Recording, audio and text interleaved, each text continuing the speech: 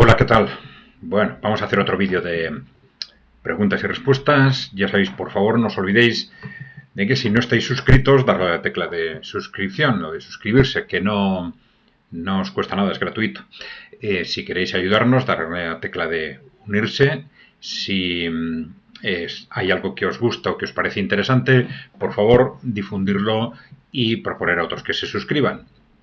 Bien, y dejarnos preguntas, propuestas, ideas, comentarios que iremos tratando en la medida en que podamos a través de estos vídeos de preguntas y respuestas. Venga, vamos allá. A ver, Julio Fernández. Vamos a ver. Dice, estás equivocado. Pienso en lo que se refiere a la inmigración. Si buscasen simplemente beneficios empresariales, no subsidiarían lo pone con mayúsculas, a millones de africanos en Europa. Tampoco permitirían injusticias flagrantes como detener a cientos de ciudadanos ingleses por protestar y a la vez permitir a musulmanes salir a las calles con machetes sin el menor problema. Bueno, no se consentiría que acusados de violación quedasen libres para poder fugarse. Jamás se alojaría en hoteles, como sucede en Canarias a miles de invasores. Bueno. Lo que se pretende y se está haciendo es otra cosa muy distinta a la simple búsqueda de beneficios empresariales. Han decidido descohesionar, desunir y enfrentar a todos contra todos para forzar el caos. Esto no va de ganar dinero. Aquí está sucediendo otra cosa muy distinta. Bueno, vamos a ver. Independientemente de la valoración de lo que está sucediendo con este tema fundamentalmente de inmigración irregular, casos concretos de delincuencia, etc. Bueno, yo creo que el objetivo de reducción del coste de la mano de obra, sea por empresarios concretos que se están haciendo ricos, que llevan muchos años haciéndose ricos gracias a la explotación masiva de mano de obra migrante,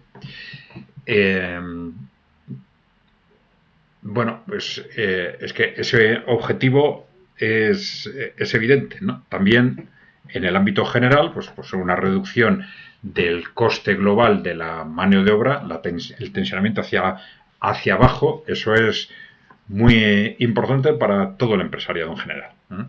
Pero claro, aquí estamos hablando fundamentalmente de los intereses de esas grandes empresas que son las que tienen capacidad de inducir a la clase política para hacer o no hacer unas determinadas cosas o conseguir que los medios de comunicación nos engañen durante 30 años diciéndonos que la migración es una cuestión de solidaridad. Una mentira absoluta, ¿no?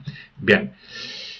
Pero ya hemos dicho desde el principio que el movimiento obrero tenía identificado ya desde el siglo XIX perfectamente que no era el único objetivo, ese era el objetivo inicial, pero que enseguida se dan cuenta de la utilidad que tienen los movimientos migratorios hacia países, hacia territorios industriales para controlar esos países, ¿no? Controlar esos territorios, ¿no? Controlar a través de la división fundamentalmente, ¿no? De la división, de la generación de caos, de los enfrentamientos entre unos y otros, etcétera, ¿no? Bueno, pues es que esto que ahora está pasando, bueno, es perfectamente coherente con esa descripción que ya hacía el movimiento obrero desde el siglo XIX. Ahora, claro, se estaría hablando de una forma masiva en el conjunto de Europa, si se quiere, pero toda la sensación es que ahora que se está empezando a hablar del tema migratorio, se está empezando a hablar de mala manera y que todo apunta a que se está de alguna forma entrando en esa segunda fase de caos, división, etcétera. Claro, a mí no me consta hasta qué punto hay factores premeditados en esa generación de delincuencia y tal, no lo sé, no lo sé, pero claro, sí encajaría perfectamente en esa generación de caos, claro, porque a la vez, al evitar a toda costa, tanto unos como otros, describir la razón fundamental de base de la explotación masiva de mano de obra barata, se está centrando todo en esa inmigración irregular, en el tema de la delincuencia. Unos lo han hecho antes para intentar hacernos creer que es una cuestión de la inmigración es una cuestión de solidaridad, Y ahora, pues todo parece indicar que estamos entrando en una fase de generación de caos. De generación de caos o de manipulación social, si se quiere. Bueno, entonces quiero decir que este concepto de que no es solo búsqueda de mano de obra barata, pues no desencaja con esa interpretación tradicional del movimiento obrero, que era algo evidente. No había que ser un premio Nobel para darse cuenta, primero, de qué es lo que buscan los empresarios a la hora de contratar mano de obra extranjera, pues evidentemente, pues multiplicar o impulsar hacia arriba sus beneficios con mano de obra barata. Es que es algo evidente, ¿no? Y por otro lado, cómo en la práctica se estaba utilizando esas inmigraciones masivas para dividir a la sociedad y controlarla mejor. Esto es muy importante porque si no sacamos el debate de esa parte mínima de la inmigración, que es la inmigración irregular, la delincuencia, etcétera, pues claro, instintivamente los ciudadanos van a ir a culparse unos a otros, ¿no? Y se va a ir, si hay problemas con el conjunto de la migración, se va a ir a culpar al inmigrante, ¿no? Que es el único que no tiene ninguna responsabilidad. El único, ¿no? Puede haber una responsabilidad de ciertos empresarios, una responsabilidad evidente de la clase política y sobre todo, digamos, de los intereses corporativos que, ya decimos siempre, les dicen a los políticos lo que tienen que hacer y lo que no tienen que hacer, les dicen a los medios lo que tiene que ser o no ser políticamente correcto, ¿no? Pero yo creo que esa reflexión en este momento por eso es especialmente importante. Venga. José Delgado. Mientras Alemania trata de limitar la emigración, aquí al parecer a nuestro presidente no le quita el sueño y no toma ninguna medida para pararla. Bueno, ya estamos también, ya digo, confundiendo el concepto de inmigración con el concepto de migración irregular. Entonces, yo creo que es importante distinguir las dos cosas. Se están haciendo en algunos países movimientos de imagen alrededor de este tema, porque claro, el tema se está empezando a revolver en el conjunto de Europa. Entonces los gobiernos están haciendo movimientos de imagen quizás para contener pues el rechazo social que se está disparando, ¿no? Pero habría que ver en cada país lo que realmente se dice y lo que realmente se está haciendo. Bueno, vamos a ver.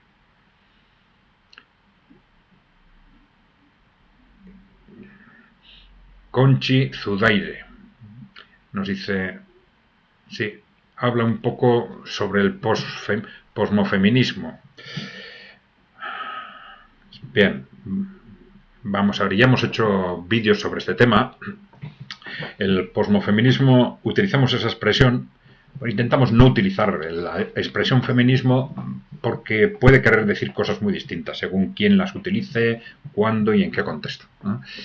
Entonces intentamos no ni alabarlo ni criticar el concepto del feminismo. Entonces distinguimos entre una base real, que es el proceso de emancipación de la mujer, que creemos que ha respondido a objetivos reales serios, objetivos sociales reales, vamos a decir, y otra cosa es lo que llamamos la manipulación del proceso de emancipación de la mujer por intereses fundamentalmente corporativos. Y a esto le llamamos posmofeminismo, ¿eh?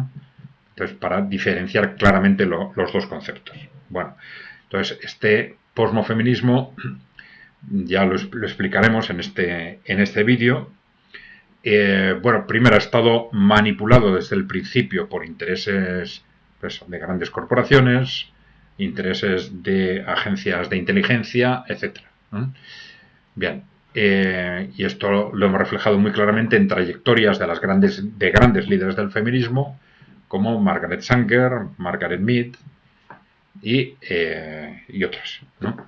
Luego hemos hecho referencia también a algo muy llamativo, que es cómo el feminismo en su conjunto, el movimiento que se llama feminismo, pero bueno, vamos a decir el posmofeminismo, se ha olvidado radicalmente de digamos de cuestiones básicas que eran probablemente las más importantes para casi todas las mujeres, pero en la medida en que son de interés corporativo se evitan, ¿eh?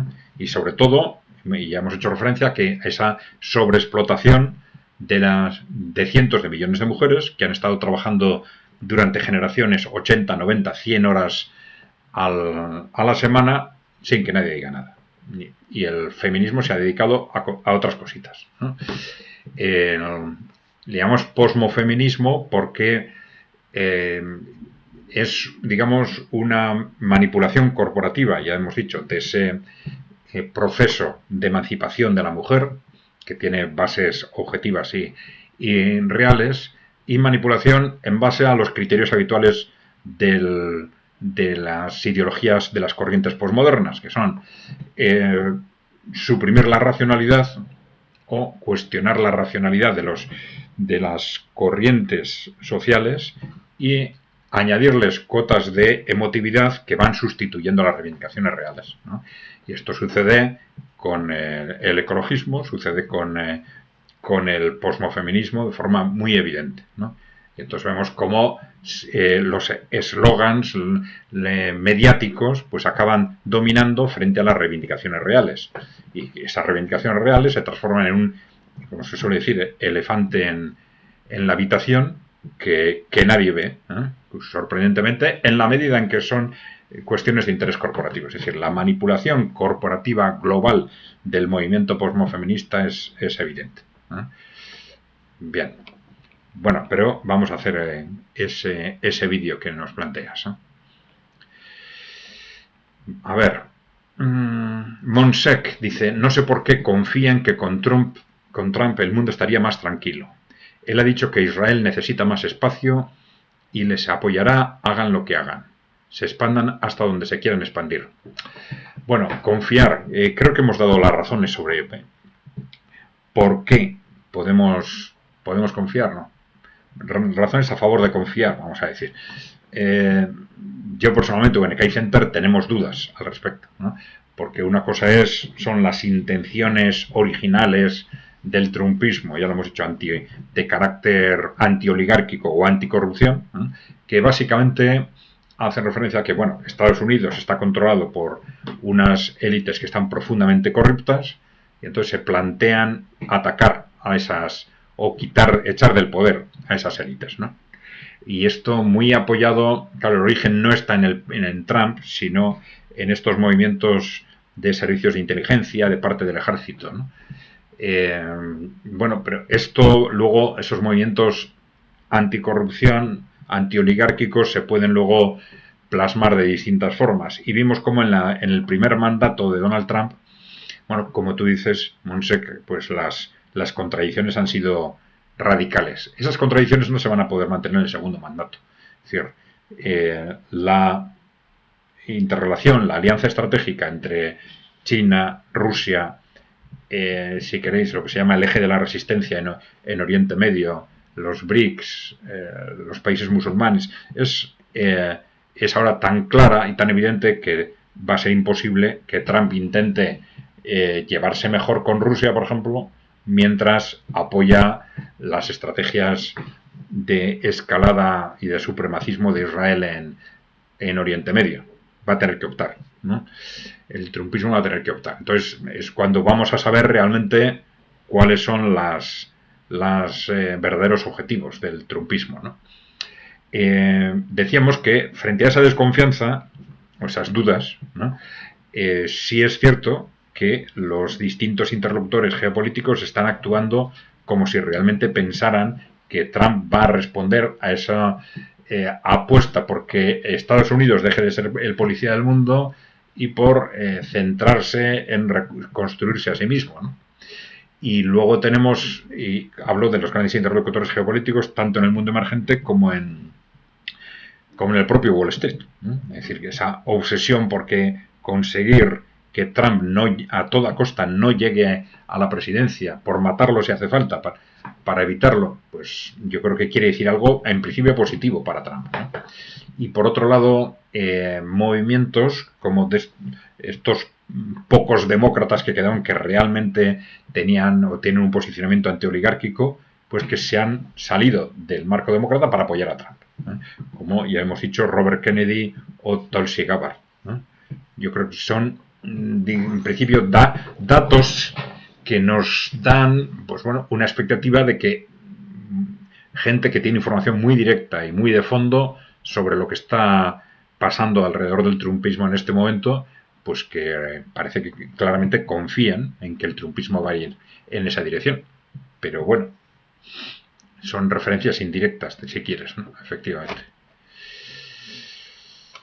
Bueno, que lata nos dice... ¿A quién beneficia una guerra larga en Ucrania? Teniendo fuerza como la tiene Putin para finalizar la guerra, ¿por qué motivo iba a alargarla? Bueno, fundamentalmente porque están en una guerra de desgaste, no en una guerra de maniobras. La guerra de desgaste es lenta, se gana con el tiempo. Es decir, se basa en que desgastar al enemigo al máximo mientras tú te desgastas el mínimo.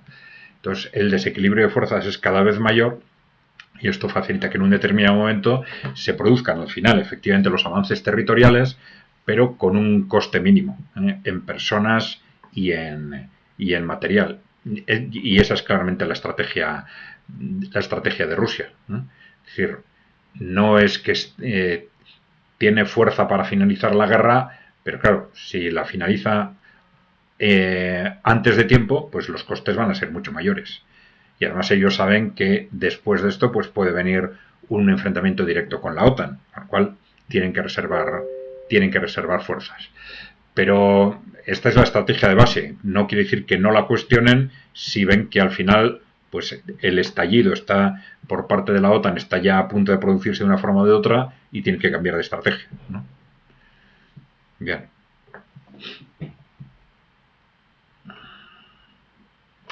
La espiral del silencio nos dice: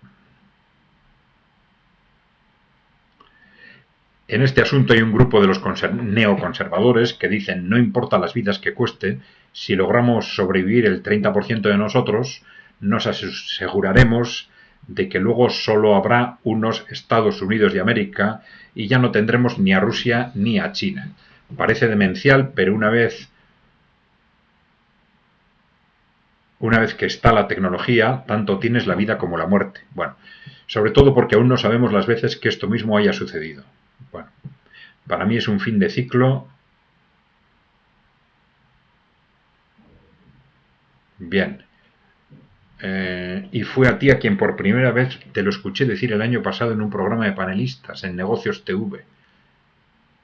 No me suena esto del fin de ciclo, no me suena. Pero bueno, sobre lo de los neoconservadores, yo sí pondría un matiz. Es decir, no importa las vidas que cueste si logramos sobrevivir el 30%, parece que está diciendo el 30% de nosotros como el 30% de los norteamericanos estadounidenses.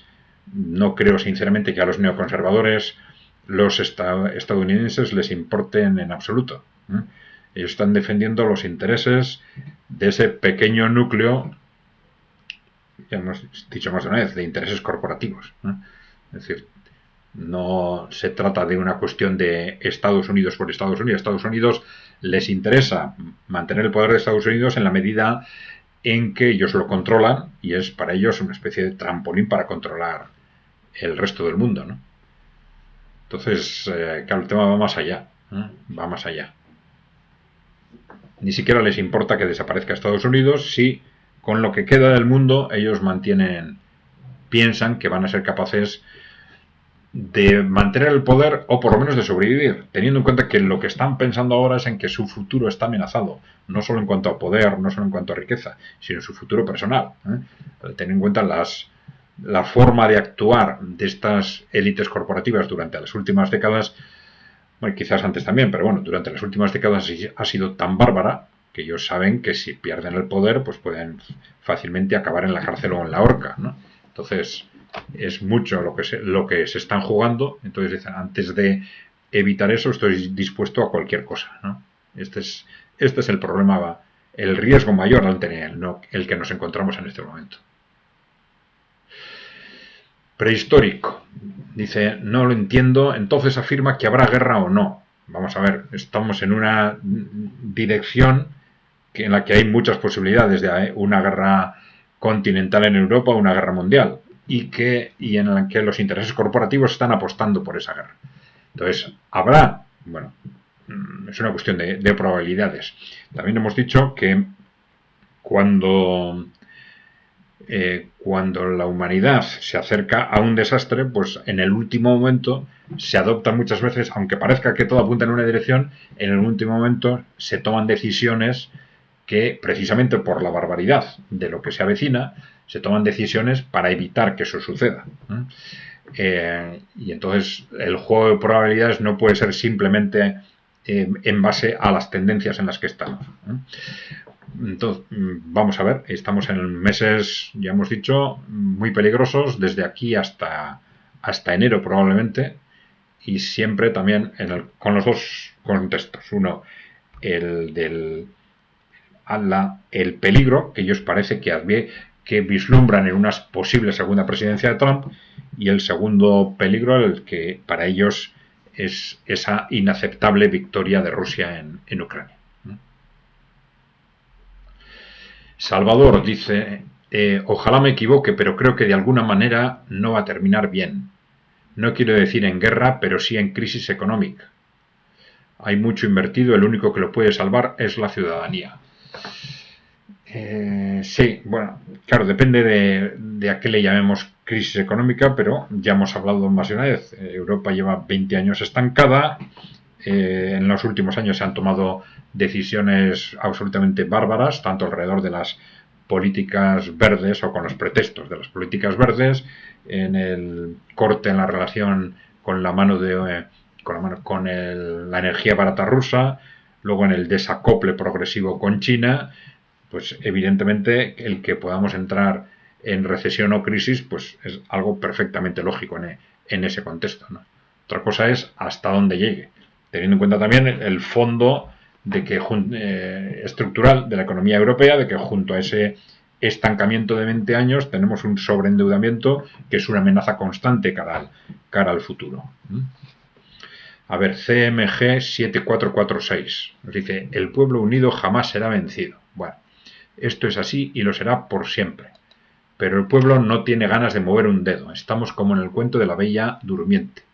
Solo los infames dueños permanecen despiertos. Bueno, efectivamente, es decir, si la gente se une y se organiza, pues efectivamente no puede, difícilmente las élites, esas élites que tienen intereses contradictorios con los intereses generales, pues pueden salir adelante con sus objetivos.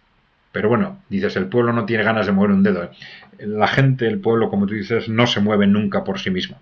Hace falta estructuras intermedias, que son las que movilizan a la gente.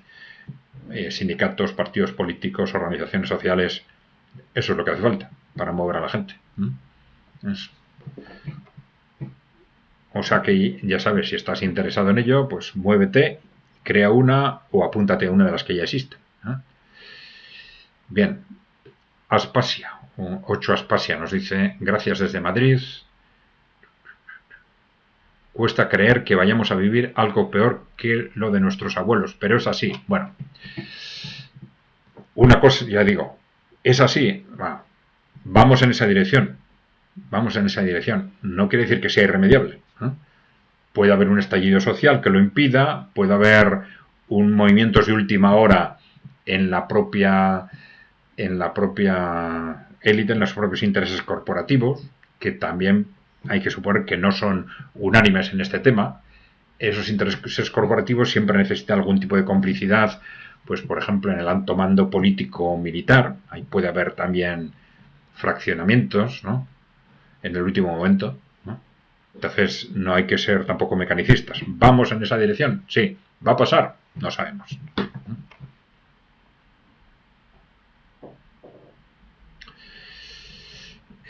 Ángeles 8972. Gracias, Adrián. Siento decirte, que aquí la gente no se entera de nada.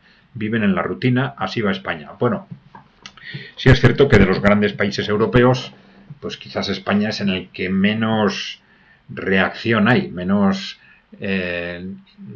vamos a decir, defensa articulada frente a lo que está pasando. Pero eso puede cambiar de un día para otro. Y dices, la gente no se entera de nada, pues porque no hay organizaciones que difundan o que lo que está pasando. Fuera de Internet, pero claro, de Internet salen posicionamientos individuales que necesitan un siguiente paso en una articulación social. Ya digo, en sindicatos, partidos políticos o organizaciones sociales de distinto tipo. O sea que para que la gente se entere, lo que faltan ahora son esas organizaciones.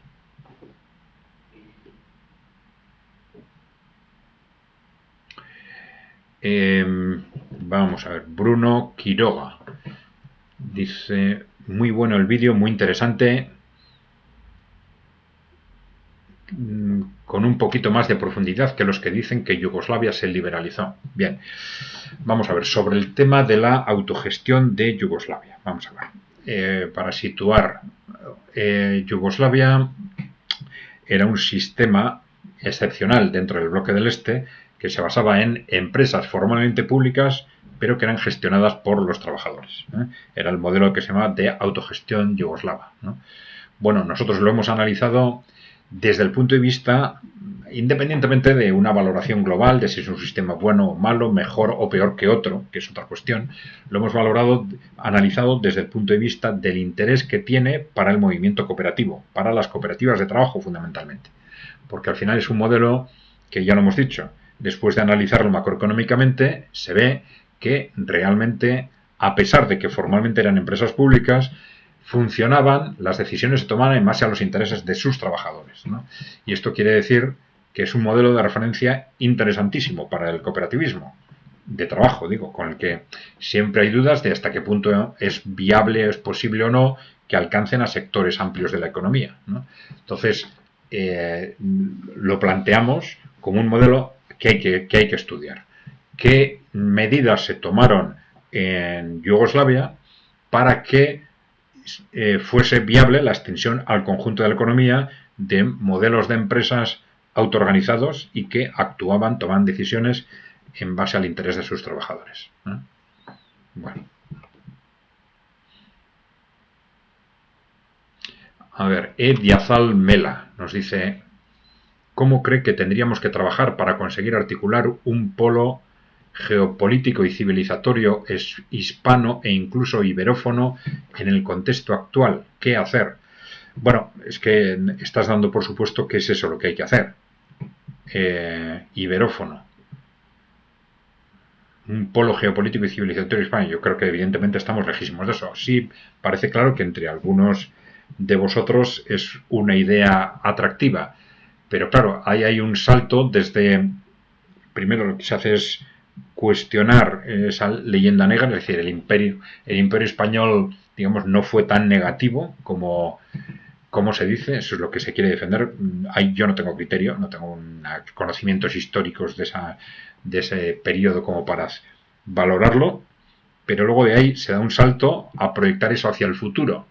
Es decir, bueno, tiene que haber un contexto geopolítico iberófono, dices tú, iberoamericano, ¿no? Bueno, no lo sé, no veo el salto, y creo que hay algunos que lo ven, sobre todo en algunos ámbitos intelectuales, pero no creo que a nivel de opinión pública sea algo en este momento por lo menos atractivo. No sé qué fuerzas o qué intereses podrían apuntar en esa dirección, ¿no? Bueno, Alelíes dice: con respecto a la migración de jóvenes formados, exactamente está pasando en Argentina. Bueno, sí, vamos a ver, por apuntar un caso concreto, efectivamente, en concreto en el País Vasco, pues se puso sobre la mesa una estrategia absolutamente bárbara de esa patronal, de la patronal de empresarios vascos Confebask, que ni siquiera son empresarios vascos, no son empresarios porque son trabajadores de empresas y además son de empresas multinacionales, ¿no?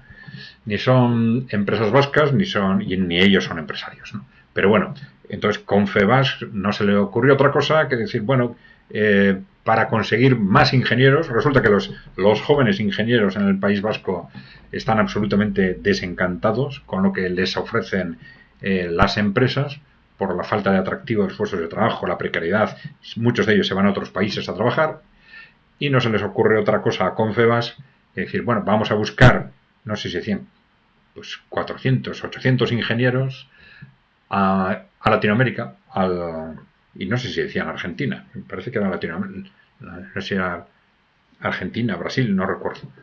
Joder, pues desde luego es algo absolutamente disparatado, es decir, el objetivo es al final pagar menos, es decir, no retribuyo a los jóvenes ingenieros vascos como les tengo que retribuir, ni les doy las condiciones de trabajo que les tengo que dar, y entonces voy a buscar en algún sitio gente que me pida menos, algo que es una barbaridad para esos países, ¿no? Sacarles 500, 800, no sé cuántos eran, 500, 800 ingenieros. Es algo absolutamente disparatado, pero es que esto es algo, Europa en conjunto está absolutamente enloquecida. Estamos en manos de una serie de especuladores que controlan los medios de comunicación y ante los cuales la clase política no hace más que arrodillarse y decirles que sí a cualquier disparate. Es algo realmente increíble, ¿no? Increíble. Pero esta es la realidad en la que estamos. Yo creo que no por mucho tiempo y que esto es tan disparatado que va a estallar rápidamente. Pero bueno. Bien, pues ya llevamos media hora. Si os parece, bueno, acordaros por favor de, si no estáis suscritos, darle a la tecla de suscripción, que es gratuito. Si queréis ayudarnos, darle a la tecla de unirse, darle al like si el vídeo os ha gustado, difundir lo que os parezca interesante, proponer a otros que se suscriban y, por supuesto, dejarnos propuestas, ideas, preguntas, comentarios, que los iremos analizando a través de estos vídeos de preguntas y respuestas en la medida en que podamos, pues a partir de ahora. Bien, pues gracias por seguirnos.